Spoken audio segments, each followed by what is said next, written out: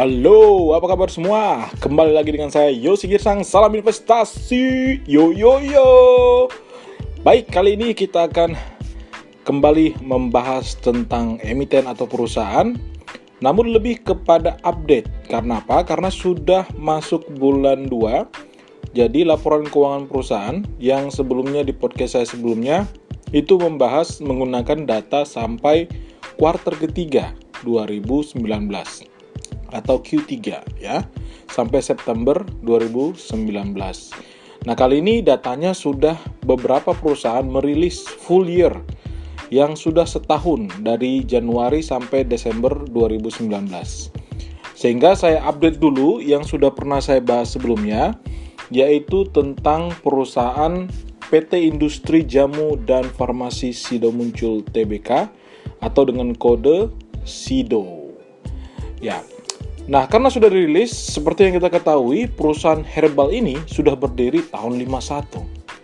Dan dia masih konsisten memanjakan investor karena sejak melantai di bursa di 2013, ya, perusahaan ini terus mencetak laba bersih yang bertumbuh. Ya, pendapatannya bertumbuh, apalagi laba bersihnya. Ya, mungkin masih tahu produk andalannya ada herbal suplemen tolak angin. Orang pintar minum tolak angin katanya, sama ada energy drink Kuku Bima.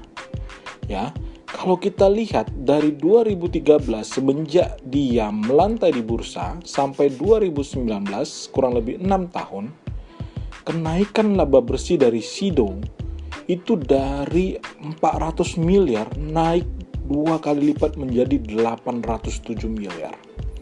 Luar biasa. Jadi naik sudah 2 kali lipat. Dan bahkan nih dari 2018 kemarin atau 2018 yang lalu ya ke 2019 itu naiknya 21,7%. Jadi masih cukup tinggi. Oke, masih sama seperti tahun-tahun sebelumnya, Sido Muncul ini juga memiliki utang yang tergolong kecil. Contohnya di 2019 utangnya hanya 18 miliar rupiah dengan ekuitas modal bersih perusahaan sekitar 3 triliun. Artinya debt to equity ratio atau DER itu hanya 0,006 kali, nyaris 0. Yang mana biasanya parameter yang kita gunakan DER itu maksimal sekitar 0,5 kali. Artinya, manajemen sangat care dengan utang perusahaan dan ini perusahaan sehat, salah satunya dari parameter ini. Lalu apakah perusahaan ini efisien? Kalau mau lihat efisien, ada 2, return on equity sama net profit margin atau NPM. Jadi gambaran singkat juga, kalau yang baru mendengarkan podcast saya, return on equity itu digunakan untuk mengukur kemampuan perusahaan dalam menghasilkan laba dari investasi si pemegang saham. Jadi rumusnya adalah laba bersih dibagi dengan ekuitas, karena ekuitas itu dimiliki oleh investor atau pemegang saham. Sedangkan net profit margin atau NPM itu digunakan untuk mengukur seberapa efisien manajemen perusahaan itu mengelola pengeluaran. Sehingga pada waktu dihasilkan laba bersih, itu kita bandingkan dengan omset atau penjualan, dapatlah namanya angka margin atau net profit margin. Semakin tinggi kedua rasio ini, ya, return on equity sama net profit margin, itu artinya semakin sehat juga perusahaan. Sekarang kita lihat Sido Muncul seperti apa. 5 tahun terakhir, return on equity dari Sido Muncul selalu di atas 15%. Biasanya kita mengambil di atas 15%. Bahkan di 2019 ini itu mencatatkan return on equity dalam 5 tahun terakhir tertinggi, yaitu di 26,4%. NPM-nya juga nggak kalah bagusnya. 5 tahun terakhir juga konsisten di atas 10%. Ya, bahkan di 2019 ini berhasil mencetak juga angka tertinggi yaitu 26,3%. Wow, luar biasa. Nah, seperti kita ketahui, perusahaan ini kan dinahkodai oleh David Hidayat selaku direktur utama semenjak dari Mei 2018 yang mana dari sisi arus kas operasi itu atau cash flow-nya positif. Dan itu mencapai nilai 836 miliar. Jadi agak mirip dengan jumlah laba bersih 807 miliar. Dan di kasnya, di account rekening di banknya itu ada 864 miliar cash di akhir periode 2019. Cuman ada sayangnya sih. Jadi kepemilikan saham perusahaan ini masih didominasi oleh keluarga Hidayat sebesar 81%. Lewat perusahaan mereka yaitu berupa Hotel Candi Baru di Semarang, yang mana direktur utamanya adalah kakak kandung dari Pak David Hidayat, yaitu Pak Irwan Hidayat. Mungkin di berbagai kesempatan kebanyakan Pak Irwan Hidayat yang muncul ya, bukan Pak Davidnya. Saya juga nggak tahu kenapa alasannya. Lalu bagaimana prospek ke depan dari Sido Muncul?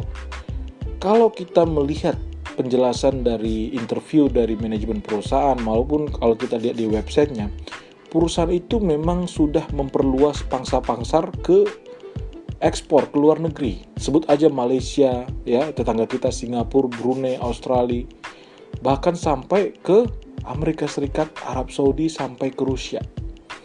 Ya, karena mereka melihat ini bisa menambah permintaan. Tapi fokus masih tetap di pasar domestik, di mana perusahaan ini adalah salah satu memiliki strategi mau merangkul influencer, YouTuber, blogger gitu, yang lewat sosial media atau lewat internet untuk bisa masuk ke pasar milenial. Karena dilihat saat ini ada tren kecenderungan hidup sehat di kalangan muda, yaitu dengan menggunakan produk alami, sementara mereka memproduksi produk herbal.